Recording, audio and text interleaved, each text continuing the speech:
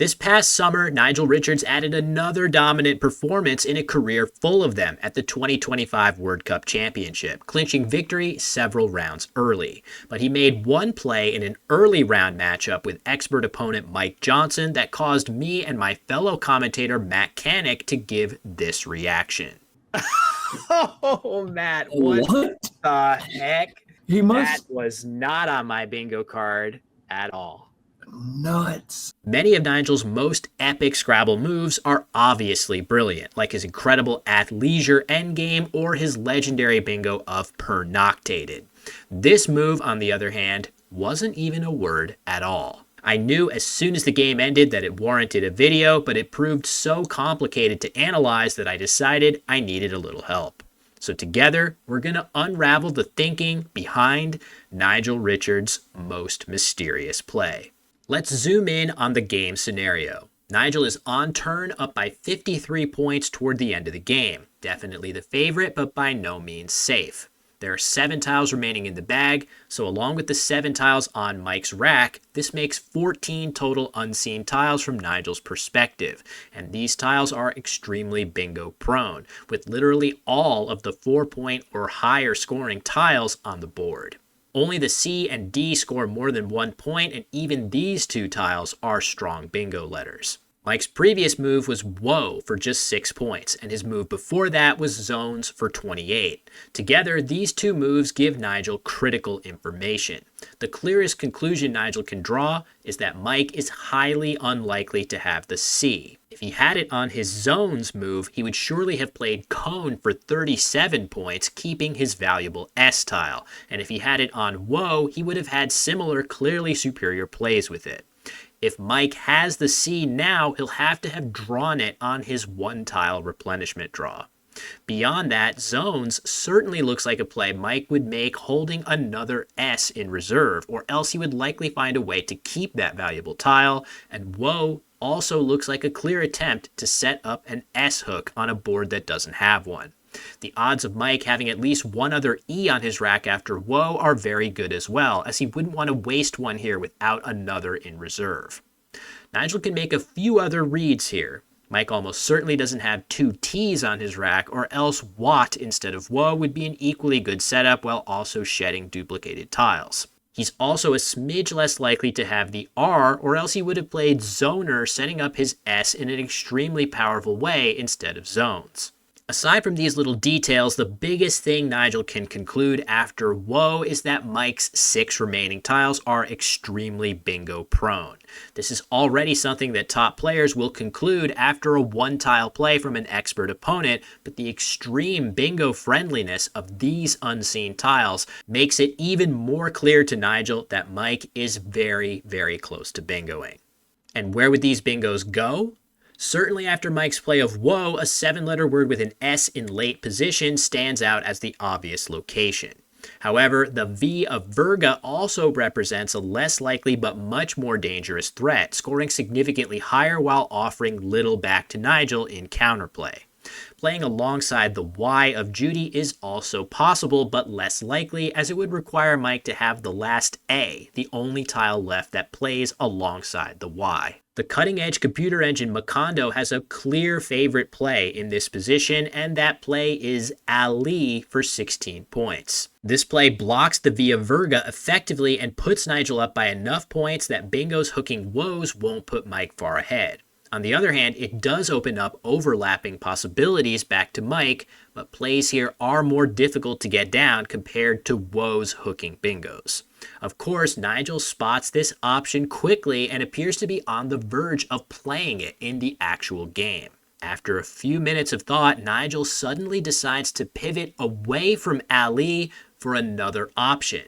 But it's not another word. Instead, he decides to exchange tiles. And not just any tiles, he exchanges EELLT, leaving just AN on his rack. Needless to say, this was a major surprise to us in the commentary booth. Oh, Matt, what the heck? nuts. That needs substantially more time to unpack. I don't think there's any player except Nigel who would exchange there. That is wild. Using your turn to exchange tiles instead of playing a word is in the Scrabble rules primarily to help you on turns where your letters are so terrible that nothing is even worth putting on the board. That's not the case here. Nigel has a flexible assortment of vowels and consonants, and it looks like there are words he could play that would make complete sense. No matter what settings I used, I couldn't get Macondo to approve of this play. It ranks it as high as 12th and as low as 40th best, depending on the settings I used. So we're left with two choices. Either Nigel made a clear mistake, or Nigel made a play better than the best computer engines are currently capable of. So what was Nigel's problem with Ali or any of the other possible words to play here that he voluntarily opted to throw potentially useful tiles like the E back into the bag and score 0 points on this turn instead? The timing is super interesting to talk about. How many letters are left in the bag, what that means about the score situation, the game situation. I think that's such a key part of this, that you're keeping 7 tiles in the bag here. The problem isn't only that he could bingo, but he could bingo and then get an immediate out if you play enough tiles here. Remember, Mike is extremely likely to bingo from Nigel's perspective after his play of Woe. Let's look at how this unfolds after Nigel's exchange. When Mike responds with a bingo, it will typically score 70 points, leaving Nigel down by about 20. However, Mike will then have 7 tiles on his rack in the endgame, and not just any 7 tiles. Nigel knows that at the absolute minimum, Mike will have the exact 5 tiles that Nigel just exchanged on his endgame rack, along with 2 more.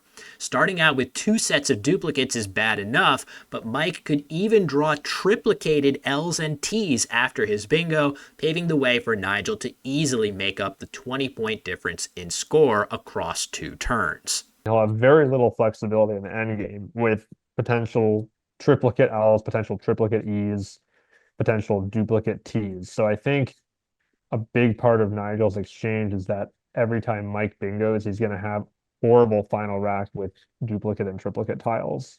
This 20-point deficit will evaporate especially quickly if Nigel draws the C, which you'll recall he's extremely likely to do given that Mike could never have had it on his play of Woe. Even when Nigel doesn't draw the C, meaning Mike has it instead, Nigel will often have winning endgame sequences that block Mike's ability to use the hook himself and guarantee an outplay next turn, especially because of the A Nigel kept on his exchange, giving him options alongside the Y of Judy. Note that the E doesn't give him that same flexibility, which may have partly been why he threw it back. Now let's see what happens when Nigel plays the engine's choice of Ali instead. Nigel increases his lead to nearly 70 points this way, but Mike's bingo will still even the game, and this time it will leave him with just 2 tiles on his rack in the endgame instead of a full rack of 7, effectively guaranteeing that Mike will go out on his next move and that Nigel will only get 1 more turn in the game. Drawing the C will often help Nigel here, but not always. He can draw some racks that may not yield a play through Mike's bingo to the triple. In this example, Nigel doesn't have a play in the ideal spot, and his best option is Tint for 24, after which Mike's response of Add for 18 gives him a 5-point win after collecting 10 points from Nigel's unplayed letters. Playing too many tiles here Gets you in trouble with the out. gets you in trouble if Mike bingos immediately. He is likely enough to have an outplay the next turn. It just simplifies the game for Mike so much after a bingo. Zooming back out to the original position, Nigel realizes that playing as few tiles as possible here is hugely beneficial for endgame timing to secure an additional turn in the game, but also that playing as many tiles as possible to get his hands on the C that's extremely likely to be in the bag is also important. So how do you play as few tiles as possible while also playing as many tiles as possible? Well, the only way to do both is to exchange. Once you've gotten that far, deciding what to exchange is another riddle. Note that keeping AN over EN gives Nigel a significant edge in actually being able to play the C if he draws it. With AN in reserve, Nigel can draw 9 of the other 13 unseen letters to hit a 4-letter C play hooking close. On the other hand, drawing the C after keeping the EN combination drops this number down to 5 out of 13. The craziest thing about this exchange is not only is Nigel trying to improve his own holdings, he's also sabotaging his opponent's endgame rack after the bingo he strongly suspects is coming. Needless to say, this is a very rarely seen principle. Mike doesn't bingo, Nigel hits the C a lot and is going to be up by enough to probably withstand a bingo. If Mike does bingo, then Mike's going to have an absolutely horrendous endgame rack. Nigel's probably going to have an out and two that's going to do well. And the only real issues are when Mike bingos off the V, which a C play can outrun that a decent amount too. There's another sneaky and dangerous drawback to Ali.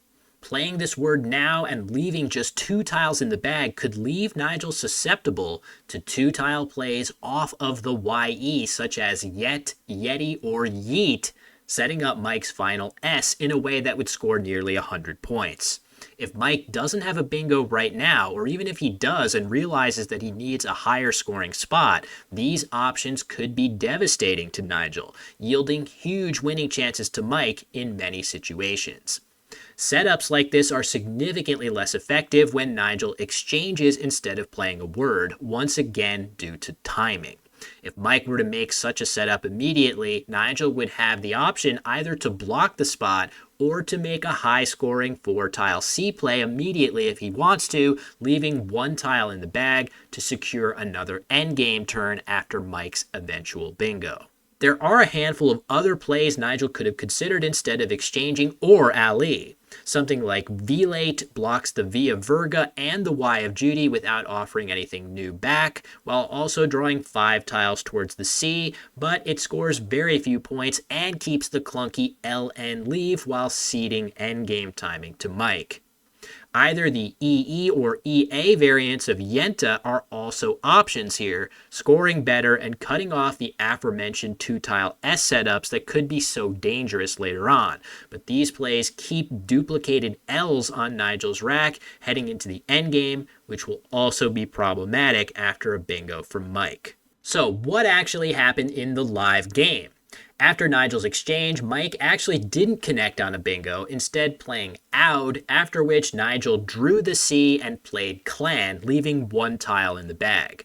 Mike then hit a bingo in Re-Listen, allowing Nigel to counter with his own out bingo of Entailer to win by a comfortable margin. A well-played game from both players, but that exchange is going to be one of the plays we all talk about for quite a while. This particular outcome isn't vindication of Nigel's choice, it's just one of countless ways this game could have unfolded.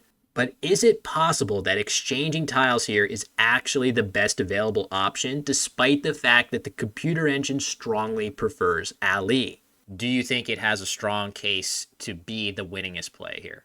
It has a strong case, a situation where the engine understands the dynamics of certain pre-endgames would help understand what's going on here. This is a human position, like for sure. Play like Yeti, a play like YETT. There are probably lots of plays like that exist that the engine has no idea are in the cards. And the exchange, I think, responds very well to that sort of play. I have this horrible premonition that with future advances to Scrabble engines, we'll be able to look back at this play and definitively show that exchanging tiles was the correct play here. I keep thinking also that only Nigel Richards would ever do this, would ever exchange tiles in this situation. But maybe a better response is to take inspiration from this play and from him showing us a different way forward. One of my pet peeves with people covering Nigel is they treat all of his decisions as completely inhuman, which, like, to some extent, sure, like, some of his abilities feel unattainable, but I think some of the logic here, we might be underselling ourselves.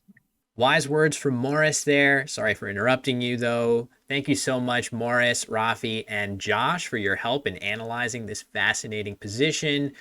I know I got a lot out of it, and I hope you all did as well. So with that, that's going to end this week's video. If you enjoyed it, consider subscribing to my channel. I make new Scrabble videos every week. Thank you so much for watching. See you next time.